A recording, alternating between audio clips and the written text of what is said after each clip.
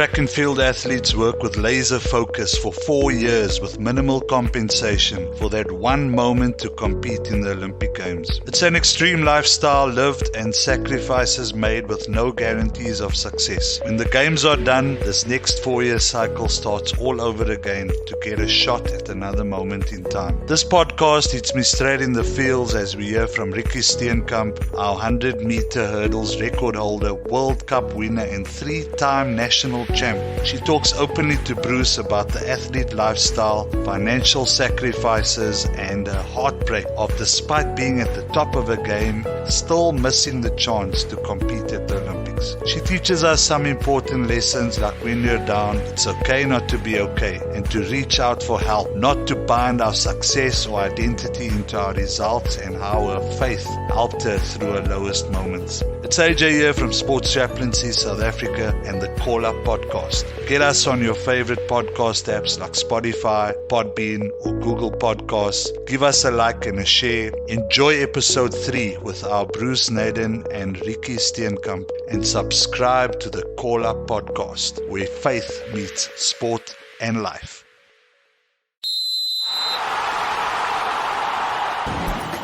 The Call Up Podcast, where faith meets sport and life. This is brought to you by Sports Chaplaincy South Africa.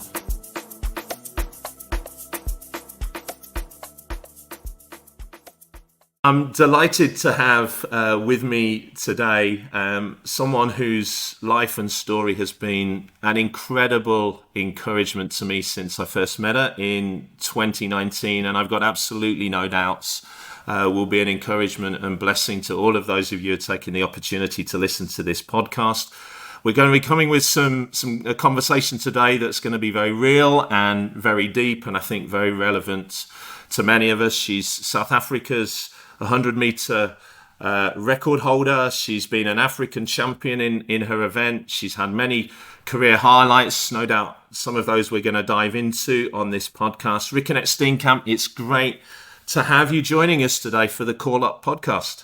Oh, thank you, Bruce. It's just an honor being here. That's great. Well, thanks so much for making the time. I'm going to dive straight in, Ricky. And everybody has a story of origin, you know, where their journey in sport begins. Where does it start for you? Where does your love, your desire to be a runner, where does that start? Yeah, for me, it started when I was really, really young, like 6 years old. I can't really remember, but from day one, I really liked running. But I have to say, I tried all kinds of sports. You know, I tried, literally my parents gave me the opportunity to try out everything, but I just wanted to run, especially sprints, and then maybe only later in life it turned out to do hurdles. But ironically, I wasn't a very talented athlete from a very young age. I was a slow developer, a late bloomer, if you want to call it that. So in primary school, I really tried to run, but I wasn't a front runner, if I can say it that way. But I really loved it. And I was fortunate enough to, one of my best friends, her whole family was, Springbok athletes, and they really had a positive influence in my life as well. Just showing me, a little kid starts to dream, so I saw in their house, the albums and the photos of these athletes. So I started dreaming about running. So I always wanted to run, especially athletics and track and field. But as a young child, I tried out everything. And only later in life, in high school, I would say from 16 years old, I started coming through as a promising athlete. Yeah, that's so interesting, because actually you love the sport before you excelled at it, and I think there's a great message in that for all of us, isn't it? Actually, your desire, your passion to run was there long before you excelled. But at what point did you realize, actually, I might be able to make a career out of this? Yeah, so for me, that was only later. I really, when I was 16 years old, I won my first race. and in hurdles as well. So that was only when I started with hurdles. I would say, Bruce, when I was matric and I won the national senior title, that was the day when I decided and knew, okay, maybe I should pursue this as a career. You know, I have to say I'm very lucky with parents that supported that, that made it easier and possible, especially in my mind, you know, because if you don't have that support, it's difficult to see that as an option. Yeah, and you know, lots of people won't be familiar with what it takes to be a professional athlete. I imagine many people who listen to this are probably familiar with team sports, you know, where athletes get centrally contracted to a club or a franchise or a national team, you know, and they then get salaried. They have a contract for so many years, they get paid. You know, this is an individual sport. You know, you've got to pay for coaching, haven't you? For gym, for physio, for travel. You know, how do you finance a full-time athletics career? Yeah, so it is quite different than team sports. And it is, to be honest, in the beginning, I didn't know what I was heading into starting this as a career. So the first few years running for the university, I didn't have, you know, I had a bursary at the university, and I just ran for tucks. But later, when you really want to, you know, do it as a career and be able to look after yourself financially, then you'll have to have an agent, and they usually get you a shoe contract. And the shoe contract pays you a basic retainer. And from that, you have to pay everything yourself. You have to pay your physio bills, all of that. And it adds up. And it's definitely not easy. And it is not, so it's not very common or easy just to get a shoe contract. It's really, you have to show yourself for a few years.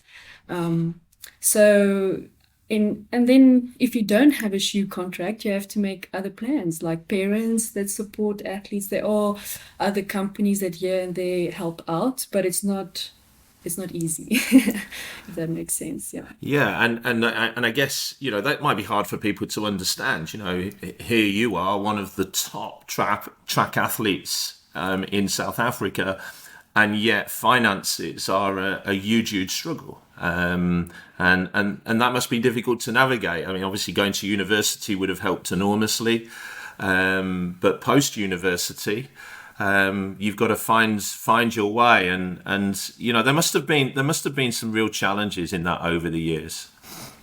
Definitely, you have to make a plan, and that also puts a lot of extra pressure on the athlete, because if you perform, then it's obviously better, but usually you can only have so much control over your performance. You don't want that external pressures on you.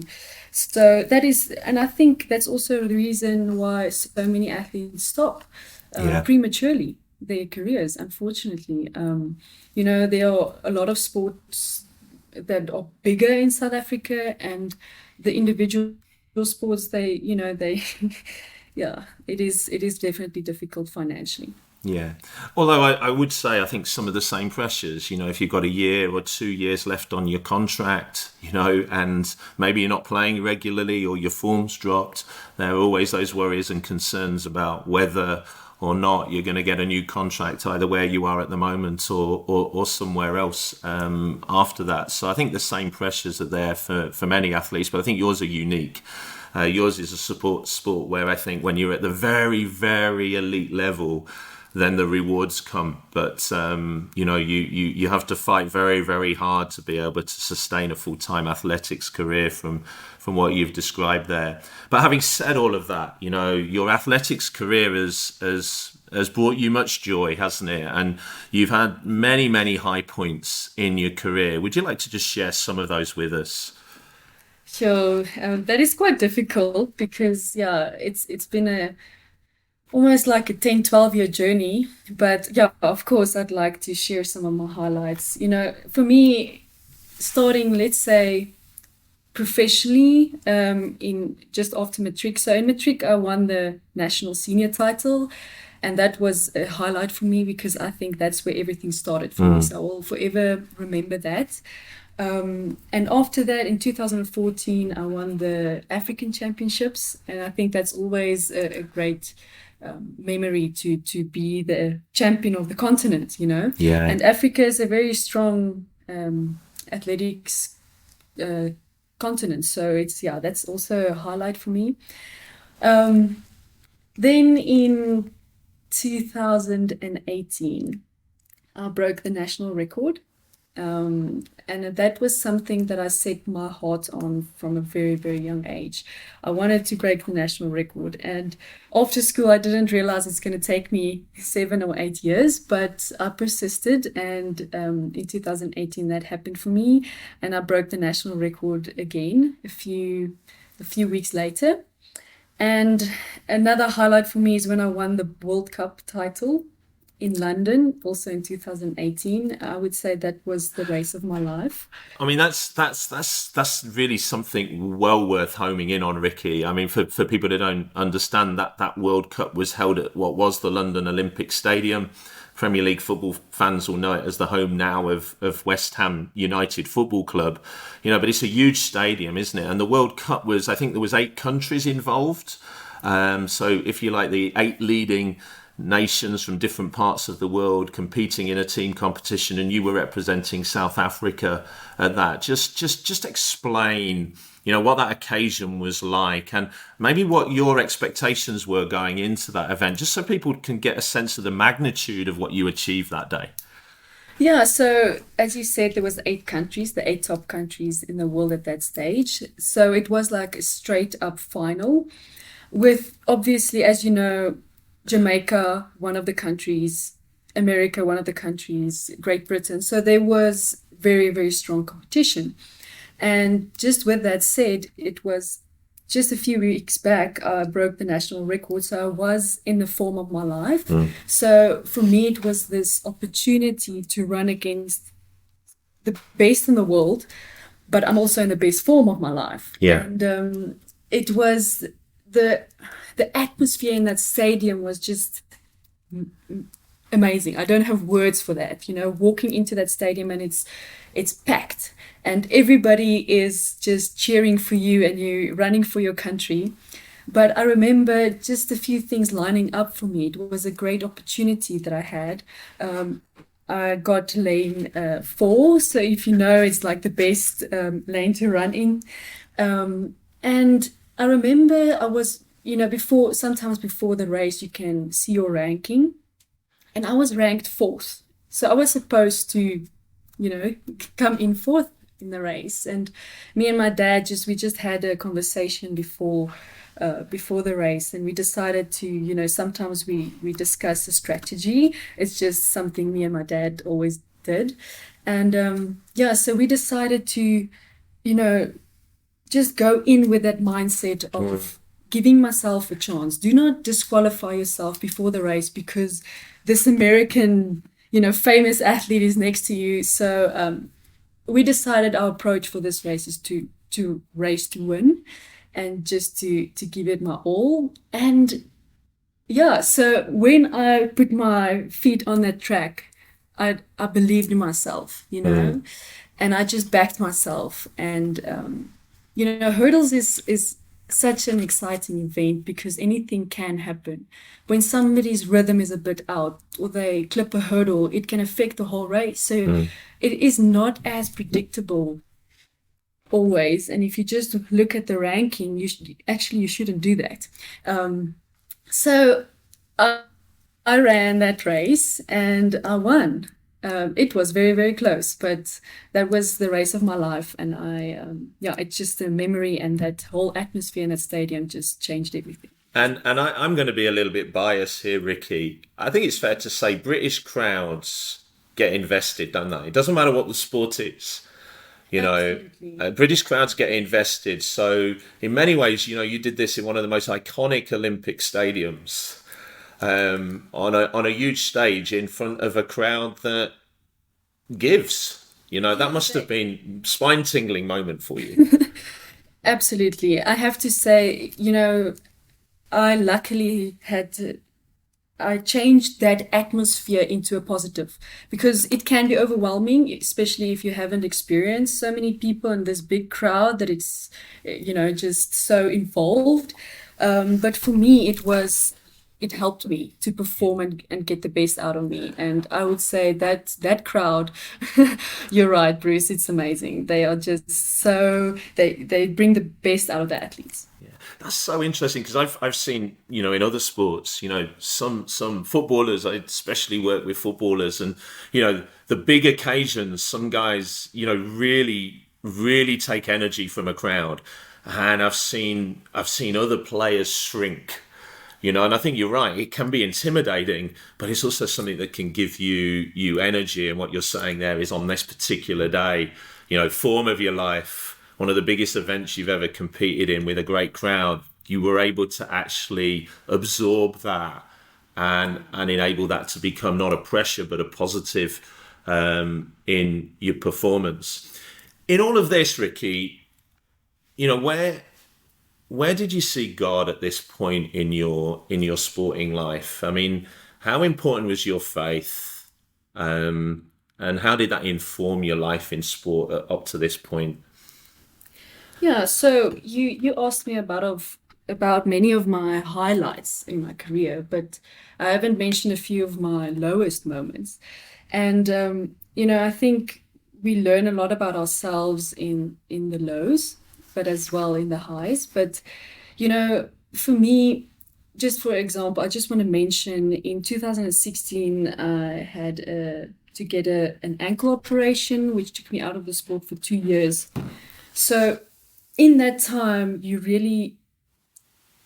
are on your knees, to ask God, and just for his guidance, and should you still run or shouldn't you, and you figure out your relationship with God. But in this time where it went really well, and I was on the peak of my career, it was just as important to me not to forget who God is in my life and who I am in him. Because in sport, it's easy to lose yourself in sport and just to bind your identity in your performance. So I wouldn't say that I always got it right, but I really wanted to remind myself that in the highs and in the lows, he is God and he loves me.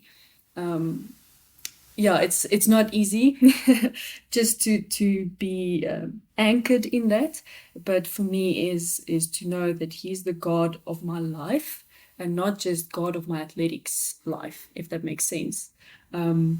So yeah, I really try to thank him in these moments of glory, and to give him glory, and to not forget what I've been through, to always be thankful for what I do have, and also just to take in the moment with God and just enjoying, this talent that he's given me, just to almost worship him in this moment. Because sometimes we just think, this is how it should be, it's going well, and this is what I've been called for, or whatever. And then we forget to just take in these moments and just to thank God. So yeah, I hope this answers your question, Bruce. Your faith is really foundational in your athletics career, but that's about to get really tested. And in some ways that moves us to the heart of our conversation today, because despite those challenging 2 years, the trajectory of your career has been upwards. You're national record holder, African champion, World Cup winner. Despite some injury issues in 2019, you finished the year strong at the World Championships, making the semi-final. And we all know what's coming next. It's 2020. It's Olympic year. You're in your peak years as an athlete. And I think people need to remember, even people who have a 10, 12, 13-year career, there's a 3-4 year window often for people when they're at their peak. And you're in those years, and it's Olympic year. And then we all know what happens next. It's COVID and the associated lockdowns. How does that impact you in your sport?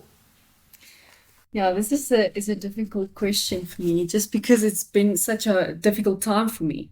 Um, but if I think back, at first, just to give you perspective, in the beginning of 2020, I went to to Europe to have an indoor season, so it gave me a good indication of what my form was like. I broke the national record in the 60-meter hurdles, and it felt like I was, showing real good form for this year. So I was excited for the Olympics. I was also in the squad, in the provisional squad for the Olympics, and in 2016. I missed out on the Olympics because of the ankle operation. So for me, I was at World Champs. I was at very big championships, but I've never been to the Olympics. So it was a pinnacle of my career that I really wanted to achieve. And then I came back from Europe and COVID struck. And so at first I was, everybody's going through this, difficult time. We just have to see it through. It's not as if it's just a single athletes that are like only going through this, or only me going through this difficult time. So at first I approached it that way, which I still think was right, and as an athlete, obviously you can't go out and train in any specific way that is in line with your event, like hurdles. I couldn't run hurdles in that time. But I had the opportunity to still do in-house circuits, and like many athletes has done online and on social media as well. I tried to keep my fitness, and I think I did a relatively good job doing that, staying positive and all of that. But I think mentally it was difficult because, in my mind, it was at that time I didn't know for how long I should put everything on pause, my dream and all of that. So I think not having an estimate, so I have to keep out, 3-4 months. So I think that uncertainty was difficult for me dealing with. But yeah, and also not being outside. I think for me, being outside, getting vitamin D, that is what gives me energy, and having that feeling of claustrophobia, being indoors the whole time, I don't think that had a good impact on me mentally. Yeah, and then I think 2020 was, for me, I dealt with it okay. I think what happened after that was unfortunate for me in my story. So let's go there, because I think you've indicated quite rightly, lots of athletes are in your position.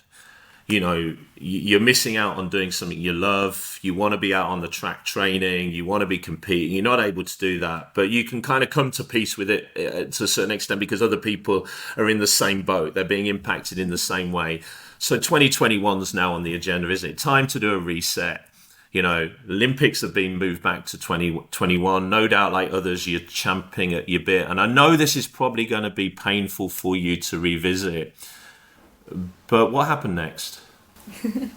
So, okay, 2021 came, and I thought at that stage I was in relatively good form. I would say as good as I thought I could be after COVID.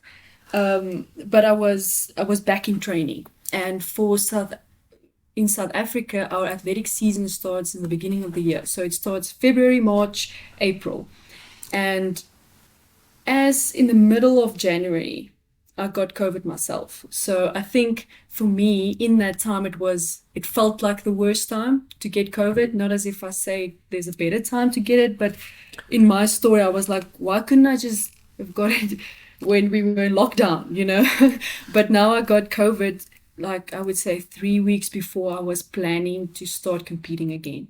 So that put me under a lot of pressure to play catch up. Yeah. Felt, because all of a sudden now in the middle of January I got COVID, so I had to isolate for 10 days, and then what should I do then? Should I start training? How hard? When should I plan on competing again?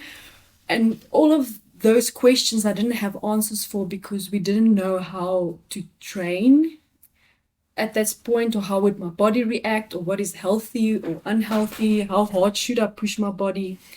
And I think if I had the time, I would have taken more time to start training again. But I think for me, it's just I have this dream of going to the Olympics. So if I look back, I would say I started training too soon. But in that time, I wasn't affected as much with COVID when I got COVID myself, like in that time. So I would say I started training too soon, and I really tried to push my body to, start competing in the next month. And that was a mistake, to be honest. Yeah, because only later we realized that I pushed my body way too far. And so there's an episode that happens at the national championships. Would you like to describe what happened and what came to light? Because there clearly was a post-COVID reaction. So even though you'd not had COVID badly, it had actually impacted you. You'd got post-COVID symptoms. And would you like to just describe what happened at the national championships? Bearing in mind, you'd won the national championships for pretty much a decade. What happens? Yeah, so in the lead up to the national championships, I had a few hiccups. So I was training, let's say, things that I used to be able to do quite easily. I did it still, but it was harder. And I didn't, as an athlete at that point, I didn't know how to listen to my body, because I can do this session. And then I pushed my body too hard. And then, so I got sick just before national championships, and it was a very rocky ride. So at national championships, it was my first race of the season. So there was a lot of pressure on me, and also I put a lot of pressure on myself, because I obviously want to qualify for Olympics. So how do I approach this? Because if I look back, I think it was actually an unfair expectation that I put on myself, because the gap was where I was at the moment, and the expectation was just, the gap was too much. So what happened on that day was I pitched and I said, okay, well, here we go. I haven't had a lot of training. I was sick here and there. I had COVID, but, I'm going to go for it. And so in the warm-up, I didn't feel as great, but I was like, no, let's, mind over matter, because at least we can do that. We have to be strong in our minds sometimes. And this day, I just made a decision that I have to be strong today. And as I was running the heats, I ran a mediocre race, but I won my heat and I was through to the final. But as I was running, I felt like I am dead after this race. I'm not, I'm giving my everything, and I'm just not, I can't recover. And as I went to my parents and I told them that something's wrong. I'm not reacting as I used to react. And then we checked my heart rate, and my heart rate didn't react to the race. So it didn't really go up or down. It was just 120 beats per minute for the entire race. And what should it have been? Usually you start like with 100 because you're just psyched up, and then it goes up to 150, 160, and then it comes down quite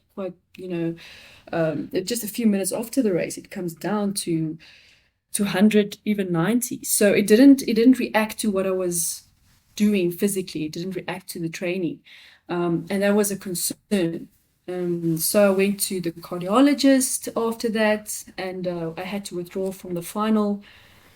Yeah, so it's a long story. I don't know if you want me to share a lot of that, but long story short, I had to go to the cardiologist, and he told me that I was very lucky that I didn't damage my heart in any way, but I should definitely rest. So now, in effect, you've got this health concern, this health scare, and your Olympic dream is pretty much dying on the vine. How did you deal with that? I mean, what impact did this, and what impact did it have on you emotionally and spiritually? Yeah, to be honest, I tried to be strong in that moment. And it was difficult for me to comprehend what's going on because, no, I just have to make it work. This is my chance. I'm later, I'm 29 years old. I'm not going to run for a very long time still. This is my chance. This is my time. And I really wanted to force it. And I was almost in a way fighting with myself, being mad at myself and being mad at my body, even not for just working with me, but it felt like more against me at that time. So in that stage, I would say I was just trying to be strong and in a way burning out emotionally. But it's easier to say now than then. I was just coping. And I was just keeping up a brave face at that stage. And you're wired as a competitor, to overcome. You're wired to compete. You're wired to push yourself. So in many ways, that's a natural reaction to the situation. But what you're describing is actually, when in your athletics career do you need to accept that you can't? Because all the time you're being told you can.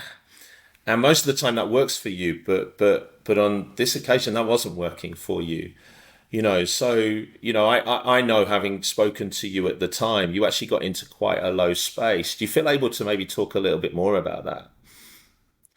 Yeah, I will share a bit more. I think for me, I didn't felt the freedom to share that I'm so weak at this moment, because as an athlete, we train ourselves to be strong, to be the leader. Even, I really, in my life and in my career, I always wanted to be a role model for younger athletes. And I was like, no, I have to, overcome these challenges, and I have to show them that I'm strong and I have this all under control. And I just, even with my faith, I was struggling to like, Lord, why am I know you, I know the Lord, I'm saved, and I know the hope that I have in him and that I'm saved. So how can I feel this low and this disappointed in this moment? So I was struggling with these questions, So at that stage, I reached a point where I was burned out emotionally and mentally. I couldn't fight it anymore. I couldn't put up a brave face any longer. And then, for me, it was the best thing to admit that, because that is when the healing started. And I gave myself a month or two to heal and to let go, because for me, that was the most difficult thing. The moment where I said, okay, I'm going to give myself the 2 months just to rest, just to heal, I also knew I'm giving up my dream then. And I think that was and that's a grief, isn't it? Anybody who's heard your story up to this point is you've invested your life in an athletics career. You've invested yourself in this from a place of faith and a place of loving what you do.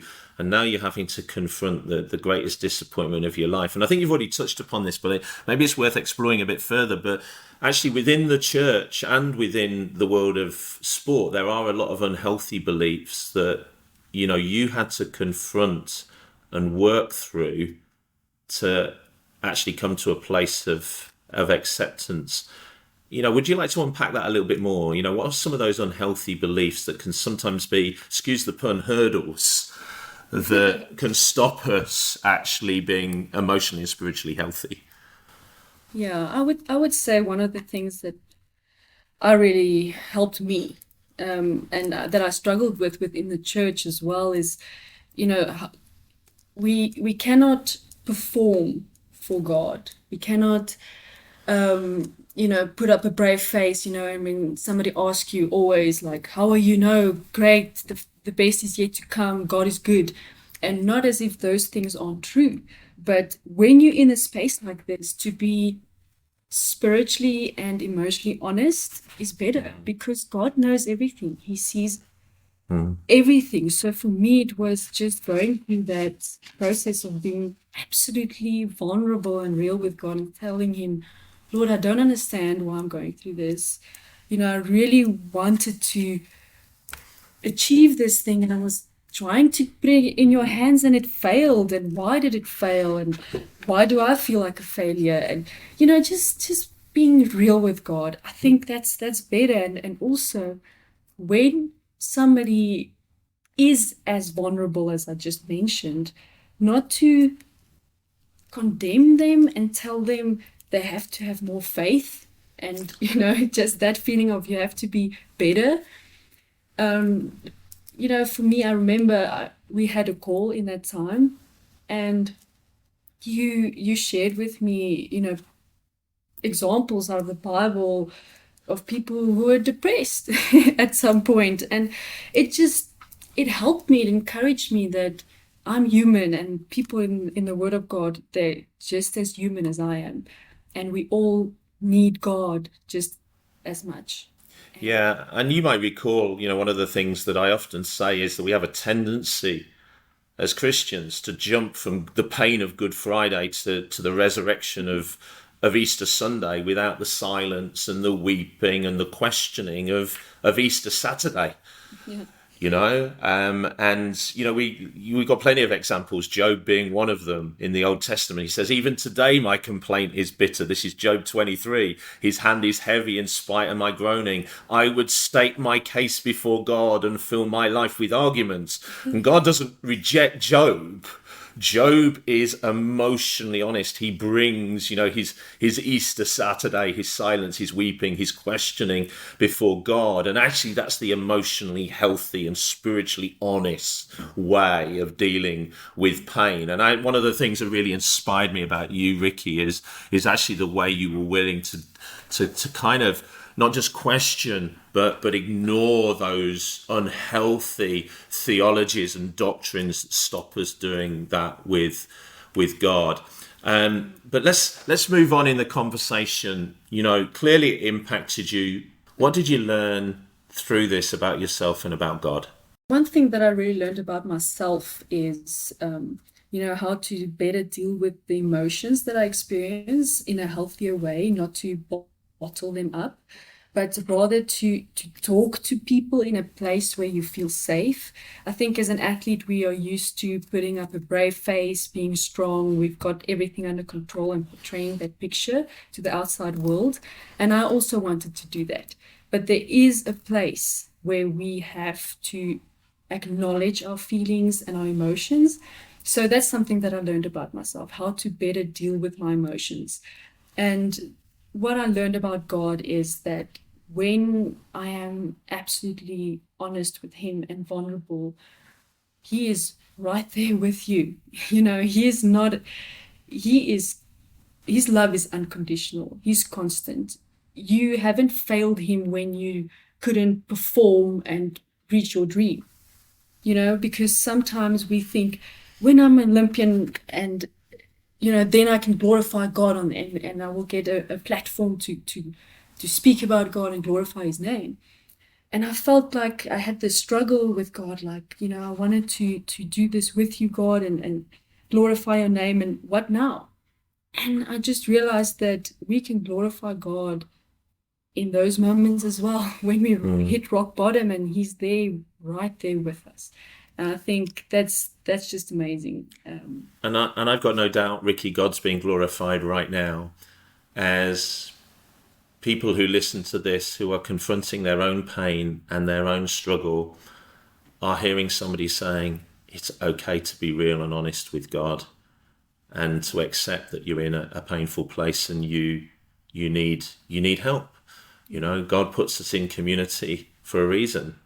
Find where those safe spaces are and where those people are who are going to love you unconditionally and allow you to be honest and allow you to bring your questions and your lament before God. And Ricky, you've been a great example of that in your life and in your career. So I've got no doubt whether you got a gold medal around your neck or you got a record that you've broken, or whether you're sharing this painful chapter in your life, you're glorifying and honoring God. But as we begin to wrap things up, what next for Rikenette Steenkamp, South African hurdles champion, World Cup winner, national record holder? What next for Rikenette Steenkamp? Yeah, so this is also um, a good question that you're asking at this moment. So I am retiring from the sport at this moment, and it's been a very, very difficult decision to make. But this it's also a new season, and I'm really looking forward to what is ahead of me.